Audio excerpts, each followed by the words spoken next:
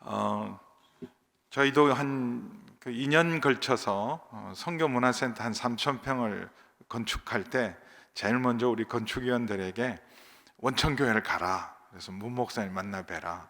교회를 어떻게 건축하는지, 교회가 어떻게 세워져야 되는지 그걸 보고 와서 다들 감동받고 오셨어요. 그리고 저희 교회도 이제 커피숍을 준비하는데 제가 그랬어요. 다시 원천교회를 가라. 원천교회 가면 목사님한테 커피숍을 어떻게 운영하면 되는지, 커피숍을 어떻게 운영되는지 잘 보고 오시라고. 그래서 저는 지금도 저희 교회 이제 새로 지었다고 오시는 분들이 간혹 오시면 원천교회 가시라고, 원천교회를 보면 좋겠다, 이렇게 말씀을 드리고 있습니다. 이전에 극동방송이 사옥을 건축할 때 이게 사무실 임시를 얻을 때 원천교회에서 많은 우리 극동방송 모임을 하시더라고요. 그때부터 참 좋은 교회다, 이렇게 열려 있는 교회. 저희 교회는 방주교회라 어찌 좀 닫혀 있는 느낌이 들어요.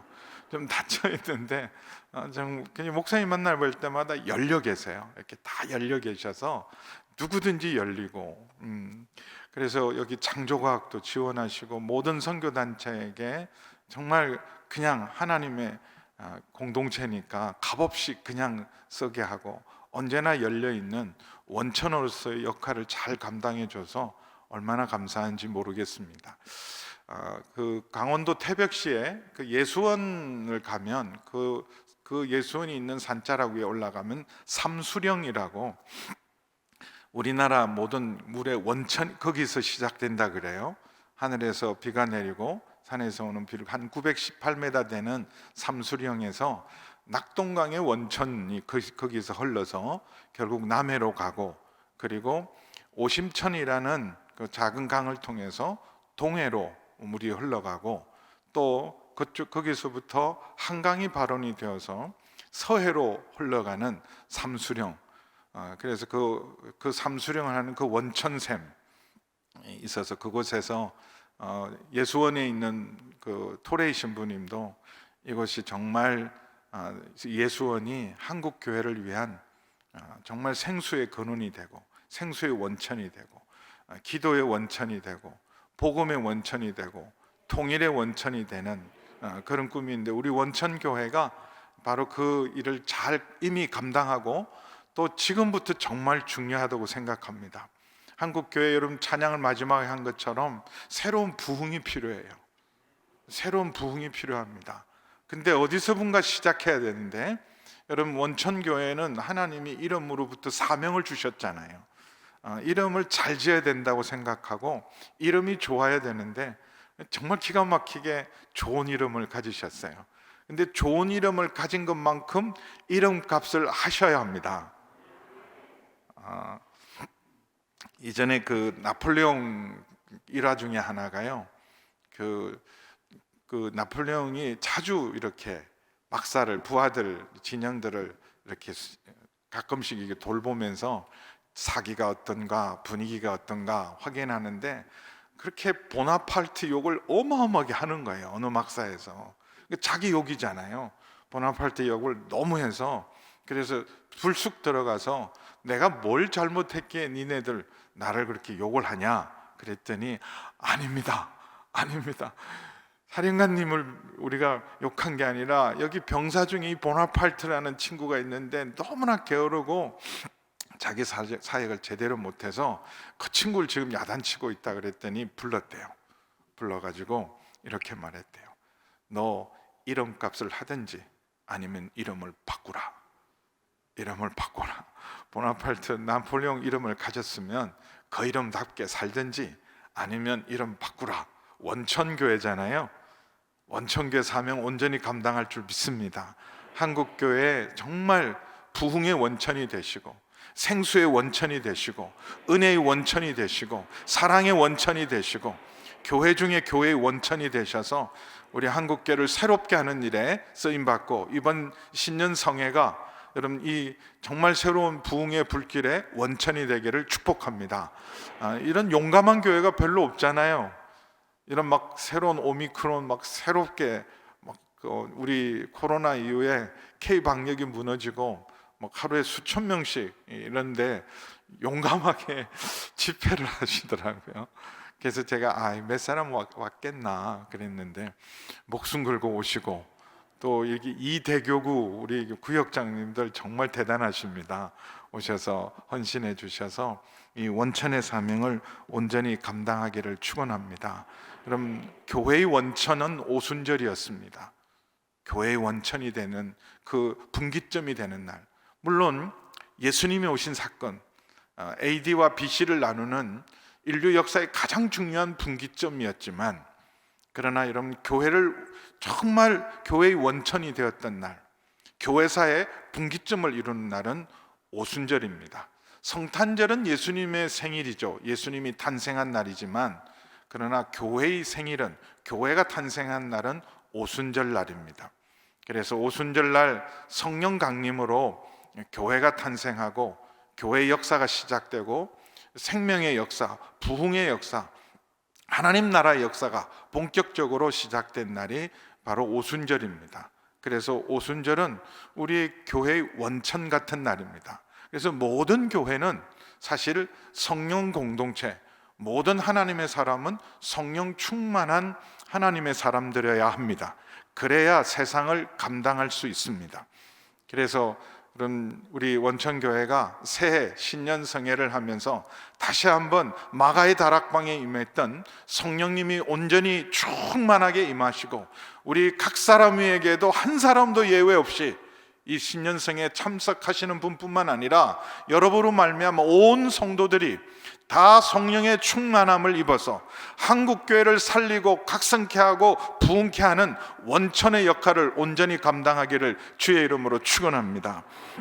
근데 성령 강림하는 날, 이 성령이 강림하신 것은 예수님이 부활하시고 승천하셔서 하나님 보좌 우편에 자정하셔서 주가 되시고 그리스도가 되시고 통치하신다는 사인입니다. 부활하신 예수님이 40일 동안 부활하심을 나타내시면서 제자들에게 지상명령을 선포하시죠.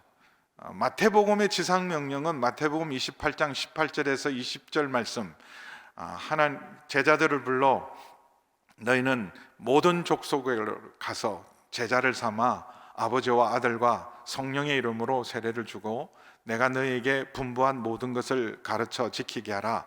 볼지어다 내가 세상 끝날까지 너희와 항상 함께 할 것이다. 근데 사도행전의 누가의 버전은 마태복음을 그 지상명령, 성교명령을 어떻게 간단하게 요약했냐 하면, 오직 성령이 임하시면 너희가 권능을 받고 예루살렘과 온 유대와 사마리아와 땅끝까지 이르러 내 증인이 되리라 말씀하셨습니다. 그래서 부활하신 예수님이 40일 동안 부활하심을 나타내시면서 제자들에게 기다려라 그랬어요. 기다려라. 그래서 성령이 임해서 너희가 권능을 받을 때까지 기다려라. 그리고는 40일에 승천하십니다. 승천하셔서 하나님 보좌 우편에 앉으셨어요. 우리 예수님이 십자가에서 우리 모든 죄를 대속하시고, 그리고 죄와 사망과 사단의 권세를 이미 멸하시고 심판하시고 승리하신 다음에 하나님 보좌 우편에 오르셔서 하늘과 땅의 모든 권세를 가지시고 지금도 통치하고 다스린 줄 믿습니다. 여러분, 지금이 2022년이잖아요. 예수님 주후 2022년, 주님이 왕이시고 주님이 주관자이고 우리 주님이 다스린 줄 믿습니다. 지금도 살아계셔서 하나님 보좌 우편에서 온 역사를 주관하시고 통치하시고 다스리는 가장 강력한 증거가 지금도 성령을 보내시는 거예요. 지금도 사모하고 그리고 정말 구하고 찾는 모든 성도들과 교회에도 지금도 성령을 부어주시는 줄 믿습니다. 그래서 성령이 오신 것은, 물론 성령님은 태초부터 계셨어요. 천지를 창조할 때부터 하나님이 처음 만드실 때 혼돈하고 공허하고 흑암이 깊음 위에 있었을 때 그 깊음 위에 하나님의 신이 운행하셨어요. 성령이 감싸고 계시다가 생명을 불어넣으시면서 빛이 있어라 그러면서 창조가 시작됐을 때부터 성령님은 거기 계셨습니다. 그리고 언제나 하나님의 사람을 부르셔서 특별한 사명과 직임을 맡길 때 기름 부으신 성령님의 역사는 구약에도 있었습니다. 사사들에게도 임했고 다윗 왕에게도 임했고 선지자들에게도 임했지만 그 성령님은 특별한 기능과 사명을 위해서 능력으로 오신 것이지, 우리 안에 영원히 내주하시고 함께 하신 성령님은 이 성령 강림절날 마가의 다락방에 오신 것이 처음 사건입니다. 우리가 죄를 지었을 때, 범죄했을 때, 특별히 노아 홍수 때, 노아 홍수 직전에 인간은요 타락할 만큼 타락해서 도저히 하나님이 세상을 만드셨음을 더 이상 하나님이 기다릴 수 없어서 하나님이 후회하셨다. 하나님은 후회하시는 법이 없는 분입니다. 근데 세상 지으셨음을, 사람 지으셨음을 후회하실 만큼 인간이 타락합니다. 그래서 더 이상 하나님이 우리와 함께하지 않으시고 육체와 함께하지 않으신 증거로 성령을 거두십니다. 하나님의 신을 떠나보내세요. 그리고는 특별할 때 외에는 여러분 성령님이 각 사람 위에, 믿는 사람 위에 내주한 적이 없어요. 그런데 예수님이 우리 모든 죄를 담당하시고 대속하시고, 그리고 하나님 보좌 우편에서 하늘과 땅의 모든 권세를 가지시고 통치하심으로 이제는 모든 믿는 자에게 부어주신 분이 성령님인 줄 믿습니다. 그래서 지금도 여러분 예수 그리스도를 믿는 자마다 이미 우리 안에 성령님이 계신 줄 믿습니다. 그리스도의 영이 아니면 하나님의 사람이 아니에요. 누구든지 성령으로 말미암지 않고는 예수를 주라 고백할 수 없습니다. 여러분 주님 사랑하십니까? 보지도 못한 분을 어떻게 사랑하세요? 여러분 주님이 여러분 사랑하는 줄 아십니까? 그리고 여러분 주님 사랑하세요? 그 성령의 역사예요. 보지 않고도 주님을 사랑하고 주님의 사랑을 우리가 알고 그 사랑 앞에서 감사하고 그 사랑으로 살도록 우리 속에 감동하고 역사하시는 분이 바로 성령님인 줄 믿습니다. 그래서 그 성령님이 오시는 그때 아주 모든 사람이 알도록 정말 성령이 강림하셨다. 하나님이 강림하실 때도 모든 사람이 알도록 강림하셨거든요. 신의 산에 하나님께서 공식적으로 강림하는 날, 신의 산이 흔들리고 폭풍과 지진과 바람과 불사에 캄캄한 하나님의 그 굉장한 위엄과 권능 속에, 영광 속에 하나님이 임하신 날, 그래서 하나님이 강림하심을 모두가 알았습니다. 예수님이 이 땅에 오신 강림도, 예수님이 오신 날도, 여러분 성탄절도 우리가 모든 사람이 이제는 압니다. 근데 성령님도 사람들이 다 알고 인식할 수 있도록, 원래 영은요 우리의 오감으로는 체험할 수 없는 분이 영인데, 오직 우리 안에 있는 영으로만 인식할 수 있는 분인데, 오감으로 인식할 수 있도록 임했던 때가 바로 오순절 성령의 역사였어요. 그래서 여기 보시면 2절에 보시면 호련히 하늘로부터 급하고 강한 바람 같은 소리, 귀로 들었어요. 성령님이 임하는 것을 아무도 부인할 수 없이 급하고 강한 바람, 폭풍 같은 바람 같은 소리. 분명히 바람은 지금 느끼실 수 없는데 소리는 폭풍 같은 소리를 들었어요. 나만 잘못 들었나가 아니에요. 모두가 듣도록 임합니다. 그리고 3절에 보시면 불의 혀 같은 것이 먼저, 성령님이요 여기 원천교회라면, 여기 지금 마가 다락방이라면 여기 가득 채우셨어요. 급하고 강한 바람으로 가득 채우시고 난 다음에 갑자기 불이, 여러분 하늘에서 내려온 불이 각 사람에게 갈라지면서 불의 혀처럼 각 사람 머리 위에 임한 걸 모두가 보았어요. 그때는 눈이 열리니까 여러분 사람들 머리 위에 불이 다 임해 있는 걸 봤어요. 우리 원천교회 믿음의 눈이 있는 분들은 지금 이곳에 성령님 충만하게 임하시고 각 사람에게 성령을 부어주시는 줄 믿습니다. 성령의 불같이. 세례 요한이 누가복음 2장에 이렇게 세례를 주면서 이렇게, 나는 물로 너에게 세례를 주거니와 나 뒤에 오시는 분은 나보다 더 큰 분이셔서 불과 성령으로 세례를 주리라. 불과 성령으로 세례를 주리라. 그래서 불의 혀 같은 성령님이 볼 수 있도록 임했어요. 들을 수 있도록, 볼 수 있도록 임해서 정말 약속하신 성령님이 오셨다, 강림하셨다, 아무도 부인할 수 없이 모인 사람 120명 전부에게 한 사람도 예외 없이, 그럼 120명 전부가 다 믿음이 좋고 다 충만했을까요? 그렇지 않다고 생각해요. 베드로도 있지만 120명 전부가 다 똑같지 않지만 한 사람도 예외 없이 성령의 충만함을 받습니다. 근데 중요한 것은 4절이에요. 사실 제가 기도하면서 원천교회 성도님에게 어떤 은혜를 나눌까 기도하고 하나님께 구할 때 이 말씀을 주셨습니다. 4절 보세요. 현상이 중요한 게 아니라 성령 충만한 사람에게 모두에게라는 가장 중요하고 지금도 우리가 정말 해야 될 그 은혜가 4절 다시 한번 같이 읽겠습니다. 시작.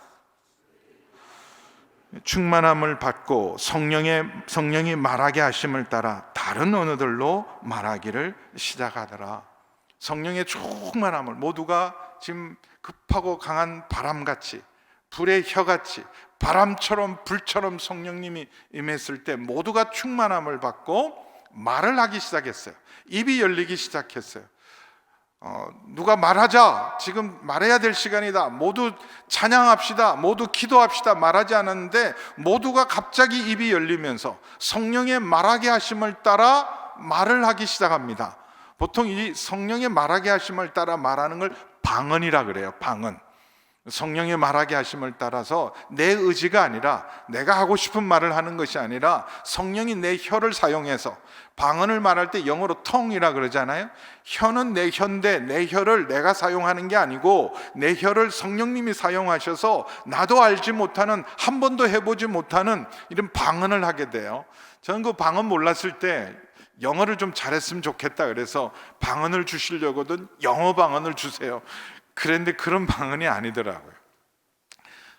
우리가 흔히 말하는 정말 하나님만 아는, 우리가 알지 못하는 신령한 언어로서의 방언은 고린도전서 12장, 고린도전서 14장에 잘 기록되어 있습니다.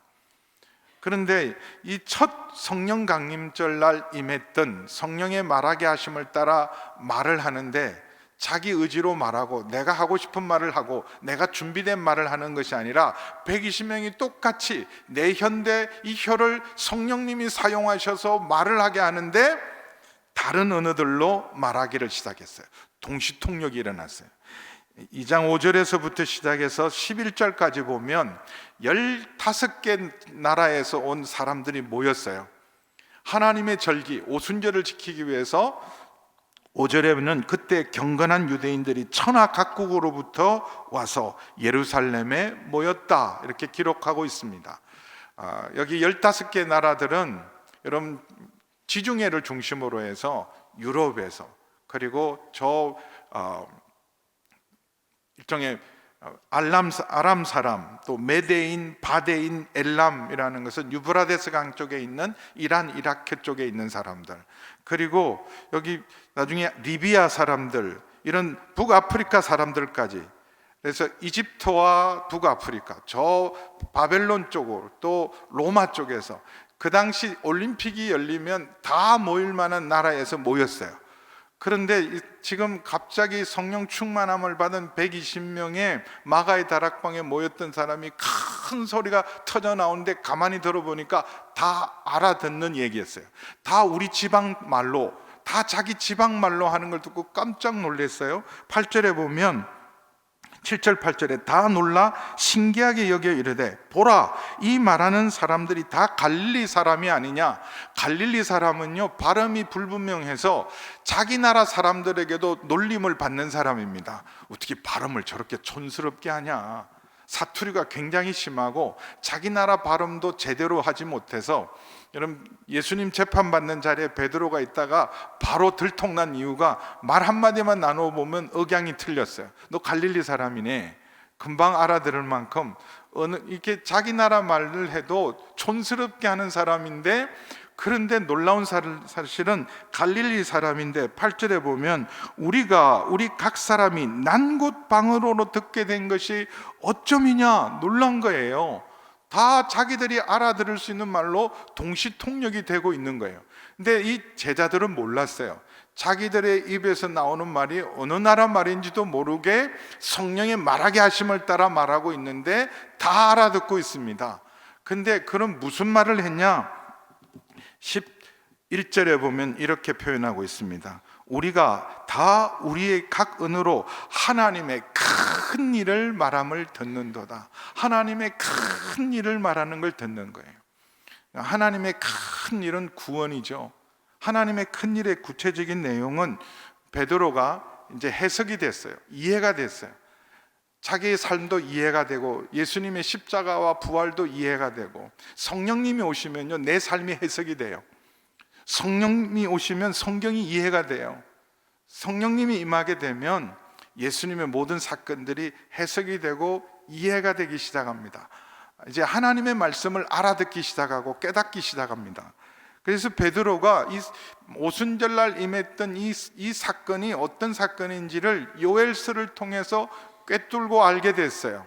그래서 말일에 마지막 때 하나님이 모든 육체에게 성령을 부어줘서 너희 어린아이들은, 너희 자녀들은 예언을 하고, 너희 청년들은 환상을 보고, 너희 늙은이들은, 아비들은 꿈을 꾸는, 모든 육체에게 남자나 여자나 주인이나 종이나 모든 사람에게, 주의 이름을 부르는 모든 사람에게 성령을 부어주는 놀라운 구원의 역사, 하나님 나라의 역사, 이 하나님의 큰 일이 지금 시작되었다.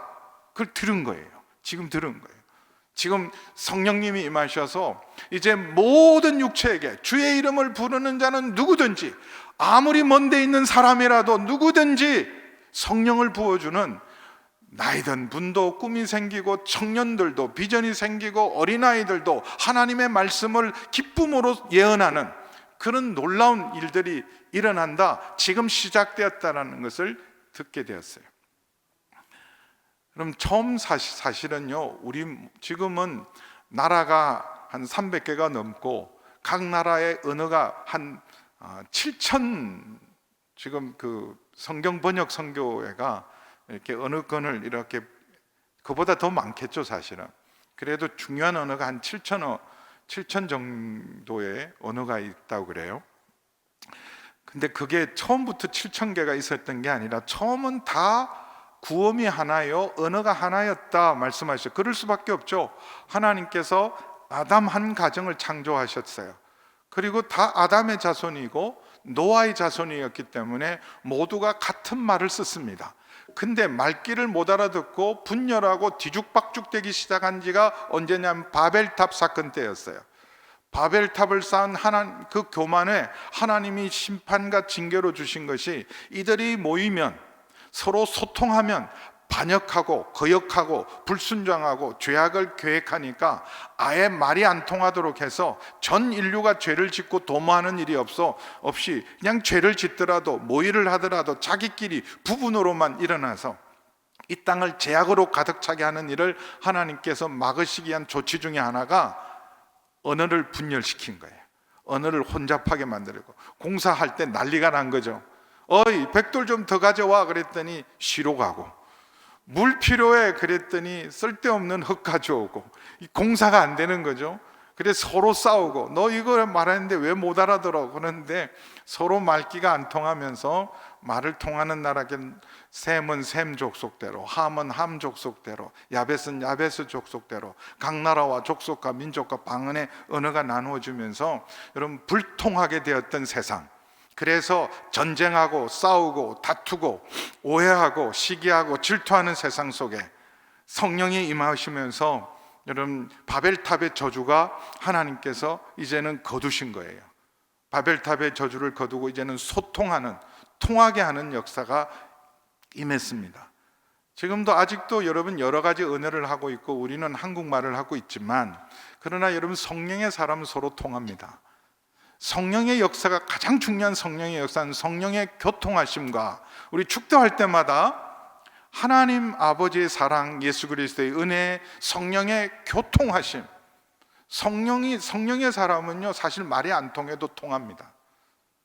근데 말이 통해도 백년 원수처럼 살아요 사실은. 여러분 집에도 들어있죠. 말이 통한, 여러분 자녀하고 말이 통합니까? 같은 말을 해도 영이 다르면 통하지 않습니다. 근데 한 번도 만난 적이 없고 다른 언어를 쓰더라도요, 정말 하나님의 사람, 성령의 사람은 통합니다. 소통해요. 그리고 정말 성령의 사람은요, 성령의 사람을 알아봐요. 그래서 문 목사님 좋아요. 육신의 사람들이 있어요. 실제로 있어요. 멋있어 보이고 대단히 잘 갖췄지만 불편한 사람들이 있어요. 근데 그냥 말하지 않아도 통하고 마음이 열려지고 이 소통케 하는 역사.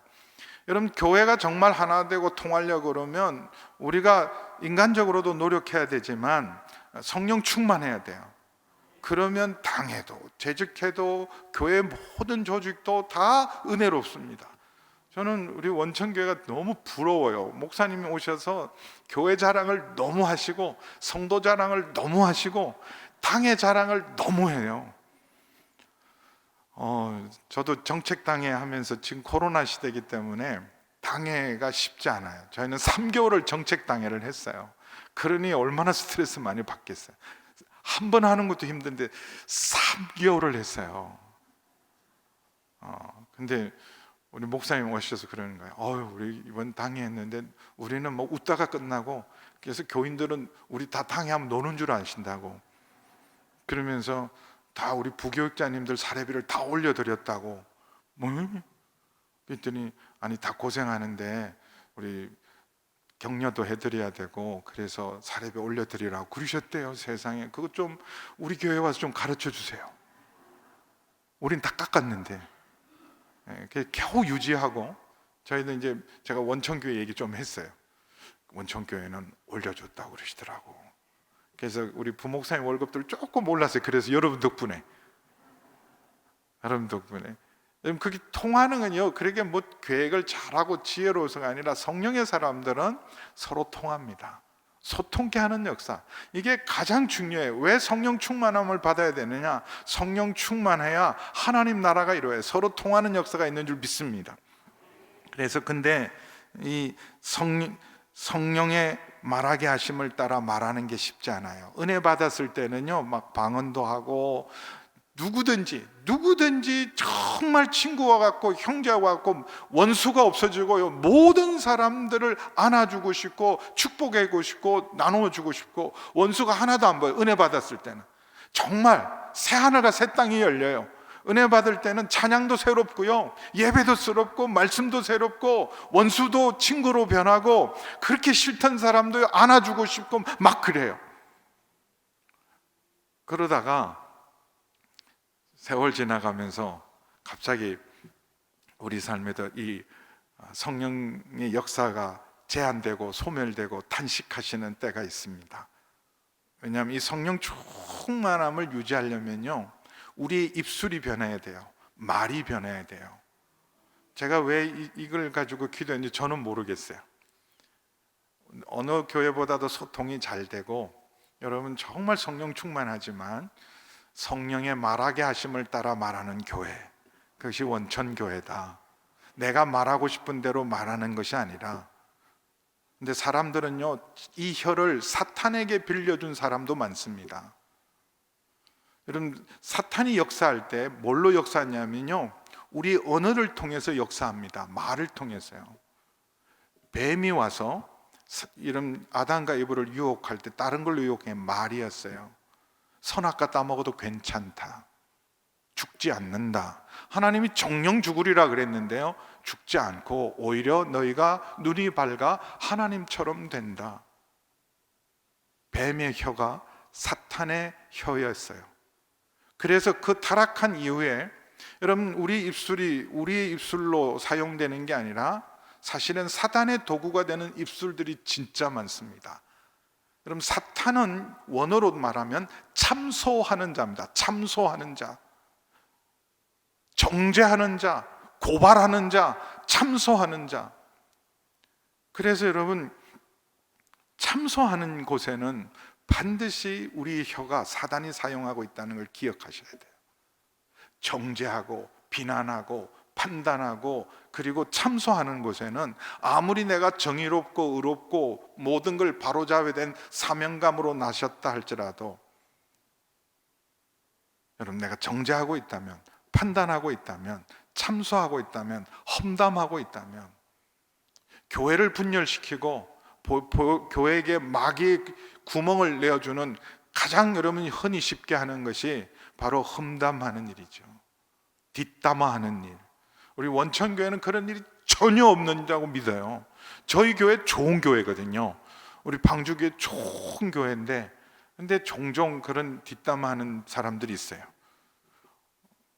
막 어려워지니까 8인회가 나오더라고요. 8인회. 그래서 반태호 목사가 썩었다, 부패하다 그래가지고 8인회 고발도 저 당했어요. 그래서 제가 당회한테 다 해서 다 내 모든 제가 쓴 이런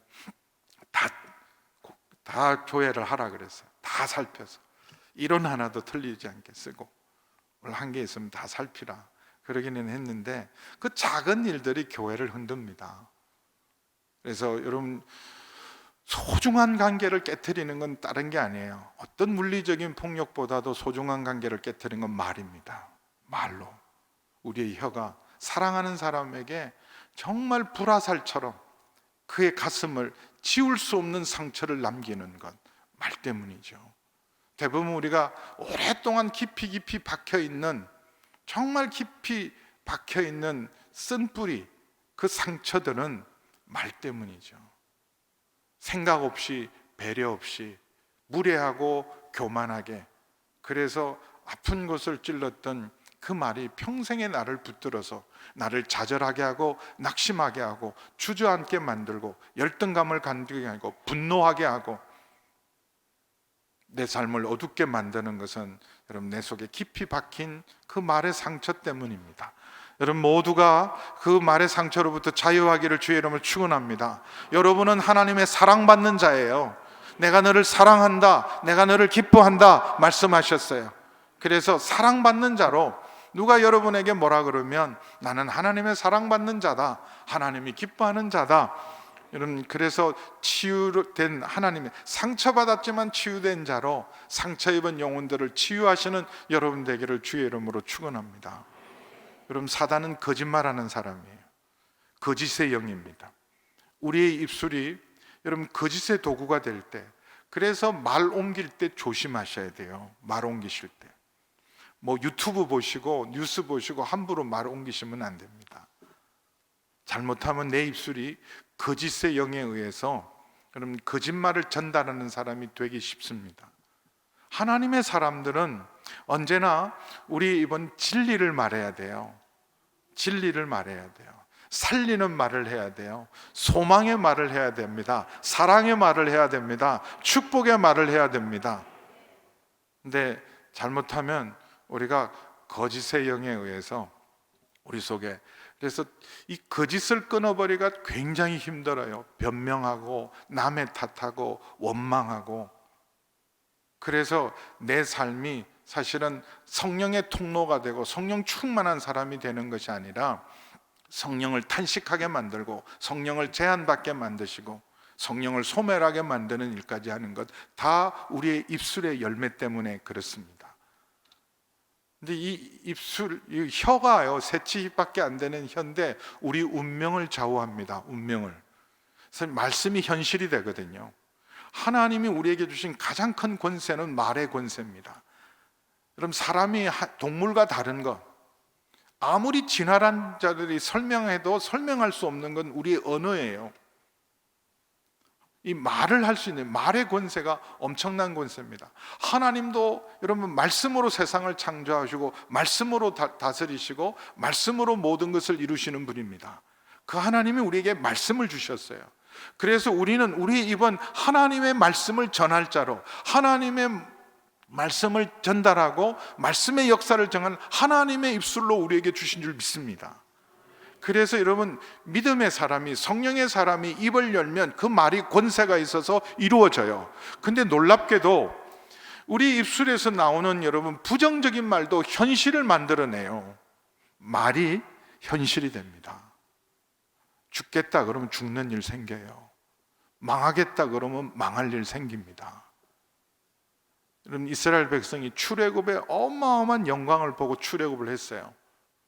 여러분, 하나님의 권능과 영광을 그처럼 본 출애굽 세대가 없습니다. 가장 강력한 나라였던 이집트가 항복할 만큼 하나님의 권능과 역사를 봤어요, 출애굽 세대들. 그리고 홍해가 갈라지는 어마어마한 사건을 체험합니다. 자기들이 마른 땅으로 건넌 그 홍해에 이집트의 정예병들이 그 홍해에서 수장되는 놀라운 기적을 체험했던 사람들입니다.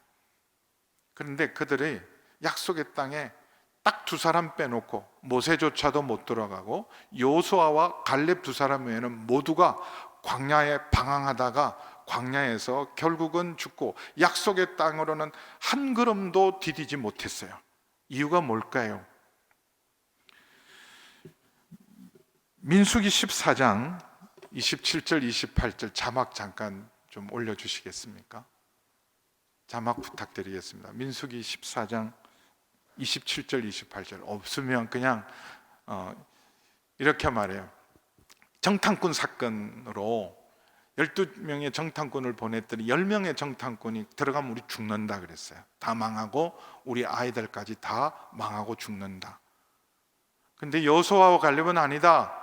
하나님이 우리와 함께 하시면 저들은 우리의 밥이다.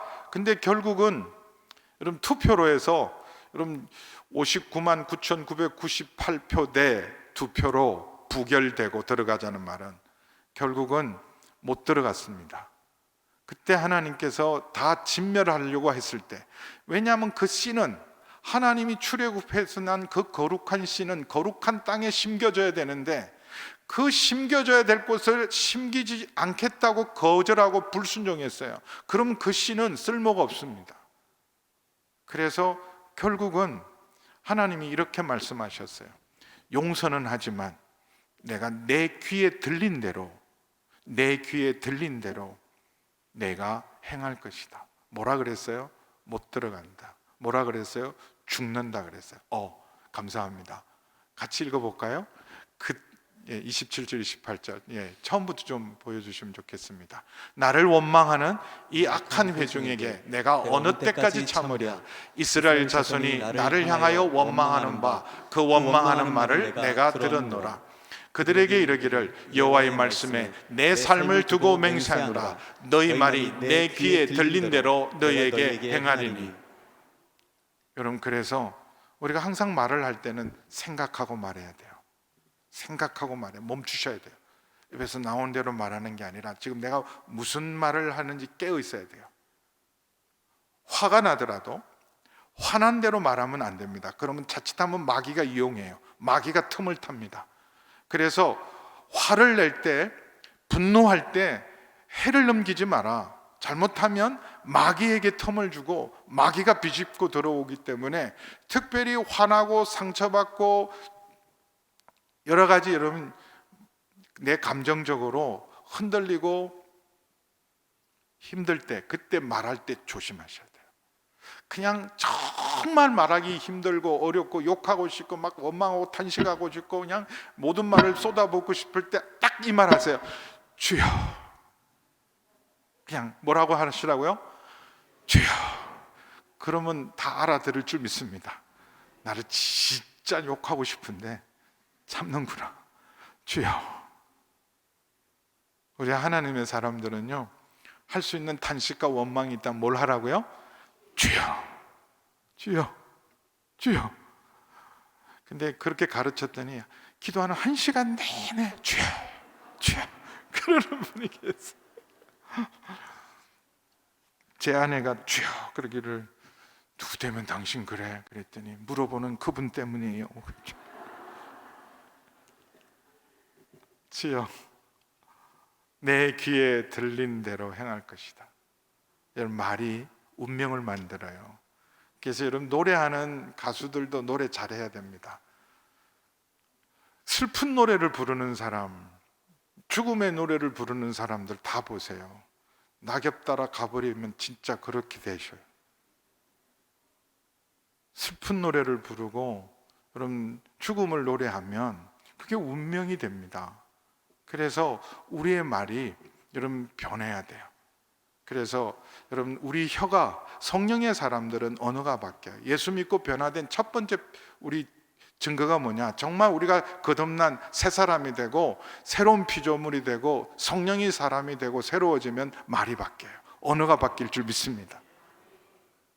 성령의 사람들은 말의 권세가 있음을 알고 말을 소중히 여겨요. 베드로 사도는 베드로전서 4장 11절에 이렇게 말합니다. 너희가 무슨 말을 하려거든 하나님이 말씀하시는 것처럼 하고, 우리의 입술은 하나님의 대변인이다. 하나님의 말씀을 대언하는 자다. 성령이 임하면 너희 자녀들은 예언을 할 것이, 그 예언이요 하나님의 말을 하는 거예요. 저들의 입술에서, 어린아이 입술에서도부터 하나님의 말을 하는 거예요. 꿈을 가지고 하나님의 꿈과 비전을 가진 사람은 탄식하고 원망하고 좌절하고 남탓하지 않습니다. 비전과 꿈이 있는 사람은 찬양합니다. 감사합니다. 그리고 여러분, 꿈이 있는 사람은 결코 낙심하지 않습니다. 좌절하지 않습니다. 꿈이 있는 사람은 노래합니다. 꿈이 있는 사람은 찬송합니다. 성령의 사람들. 그래서 여러분 에베소서 5장 18절에서 20절 보세요. 에베소서 5장 18절에서 20절 같이 읽겠습니다. 시작. 술 취하지 마라. 이는 방탕한 것이 오직 성령으로 충만함을 받으라. 시와 찬송과 신령한 노래들로 서로 화답하며 너의 마음으로 주께 노래하며 찬송하며 범사에 우리 주 예수 그리스도의 이름으로 항상 아버지 하나님께 감사하라. 성령의 사람들은요 입술이 달라져요. 성도들끼리 교제하더라도 시와 찬미와 신령한 노래들로, 시와 찬미와 신령한 노래들로 우리의 입술을 성령이 말씀하시는 걸 따라 말하기 시작하면 하나님 말씀으로 서로 격려하고 서로 축복하고 서로 세워주고 붙들어줄 줄 믿습니다. 그래서 만나면 좋은 친구는 MBC 문화방송이 아닙니다. 만나면 좋은 친구는 우리 원천교회 성도님들이 서로 만나면 너무 좋은 거예요. 만나면 시와 찬미와 신령한 노래들로 서로 찬송하고 화답하고 힘을 주고 소망을 주고 믿음을 주고 이길 힘을 주고 담대함을 주고, 만나서 불이 불을 일으키듯이 성령의 충만함을 일으키는 성도의 교제가 되기를 축원합니다. 그런 구역, 그런 대구역이 되기를 축원합니다. 교제해서 정말 성령의 사람들이 나누는 그런 아름다운 교제로 두려움을 이기고 우리 속에 있는 모든 불안과 염려를 이기고 그리고 좌절과 낙심을 이기고 시와 찬미와 신령한 노래들로 하나님 앞에 온전히 감사하는 사람들, 성령의 사람들이에요. 그러면 그대로 돼요. 말의 권세대로 이루어집니다. 선포하는 대로 이루어져요. 마른 뼈가 살아나는 역사가 있을 줄 믿습니다. 원천교회시잖아요. 원천교회, 여러분의 입술이 생명의 원천이 되시고 축복의 원천이 되시고 하나님의 말씀으로 사람을 살리는 원천이 되기를 주의 이름으로 축원합니다. 축복은 입술로부터 시작되는 거예요. 새해도 새날도 내 입술로부터 시작되는 거예요. 자꾸 달력 하나 바뀌었다고, 숫자 하나 바뀌었다고 뭔 일이 일어나냐, 그날이 절대 안 그래요. 하나님의 나날들입니다. 우리는 크로노스의 시간을 살아가는 사람들이 아니라 하나님의 손에 붙들린 성령의 사람은 카이로스의 역사를, 하나님의 역사를, 구원의 역사의 주역인 줄 믿습니다. 그 하나님의 역사를 이루는 사람, 카이로스의 역사를 이루는 사람은요 말이 다른 사람이에요. 안 된다고 말할 때 내게 능력 주시는 자 안에서 내가 할 수 있습니다 말하는 사람들. 요즘 20대 30대들이 안 되고 좌절하고 낙심하고, 여러분 우리가 언제 된다고 한 적이 있습니까? 하나님의 사람, 우리 원천교회 청년들은, 저는 우리 원천교회를 보면서 너무 부럽고 좋은 게 하나 있었어요. 어린이 사역이요. 너무 감동이에요. 그거 한국교회 여러분 원천노릇 하시는 거 아십니까? 어떻게 그 아이들을 5,000명, 2만 명씩 모아요? 그거 좀 더 했으면 좋겠네. 우리는 엄두도 못할 일을 여러분 이미 하고 계시잖아요. 여러분 그거 막 쏟아붓는 것 같잖아요. 마치 떡을 그냥 강에다가 그냥 흘려보내는 것 같잖아요. 그런데 그게 원천 역할을 하는 거예요. 한국교회를 살리는 원천 역할을 하는 거예요. 그 아이들이 자라나서 여러분 우리 한국교회의 주역이 되고 하나님 역사의 주역이 될 줄 믿습니다. 절대 헛되지 않아요. 내가 좀 못 먹고 내가 좀 덜 쓰고 내가 필요한 걸 아끼더라도 거기에 아낌없이 부어 넣어서, 지금은 아무 열매도 없는 것 같지만 그 큰 행사에 돈을 너무 많이 쓴다, 안 그래요?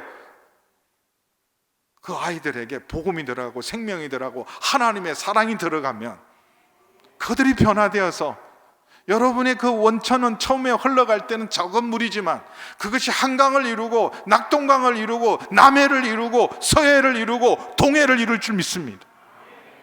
그 원천 역할을 할 수 있으려면 입이 긍정적이어야 돼요.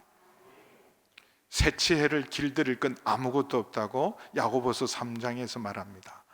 온갖 짐승과 벌레도 다 길들여요.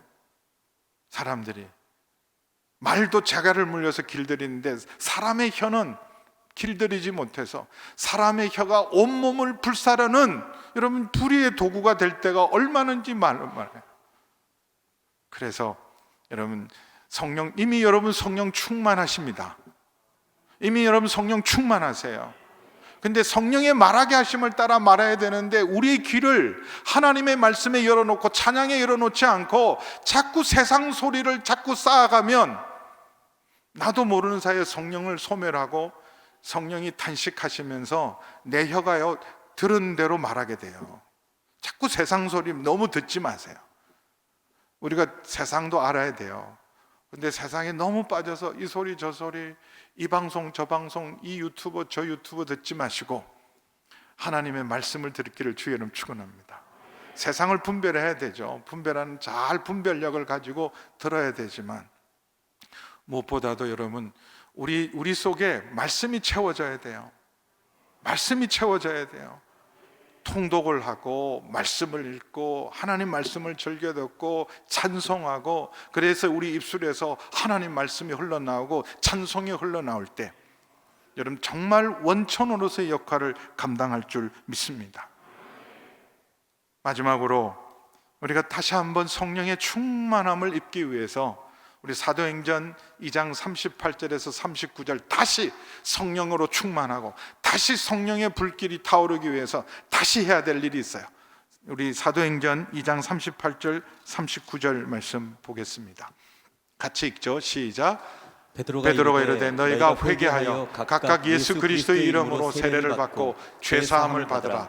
그리하면 성령의 선물을 받으리니 이 약속은 너희와 너희 자녀와 모든 먼데 사람 곧 주 우리 하나님이 얼마든지 부르시는 자들에게 하신 것이라 하고. 아멘. 아멘. 여러분, 성령은 선물입니다. 선물. 여러분, 성령 받는 거 어렵지 않아요. 상이라면, 성령님이 상이라면 어려워요. 상 받기가 쉽습니까? 상 받기 어렵죠. 상 받기는 잘해야 됩니다. 탁월해야 됩니다. 그리고 1등 해야 합니다. 그 모든 요구 조건을 다 충족해야 합니다. 근데 마치 상 받듯이 성령 받으려는 분들이 계세요.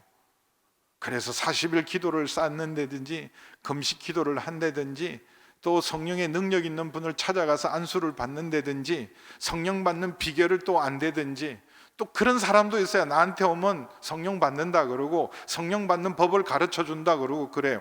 여러분, 그래서 받는 성령이면 그건 다 상이에요. 상.